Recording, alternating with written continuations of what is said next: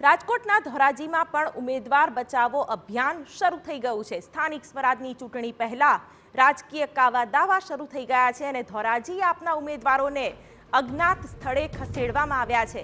28 જેટલા ઉમેદવારોને અજ્ઞાત સ્થળે ખસેડવામાં આવ્યા છે।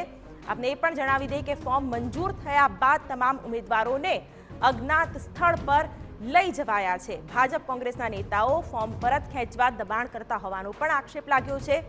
આર્થિક પ્રલોભનો પણ આપી હોવાનો આપ શહેર પ્રમુખે દાવો કર્યો છે।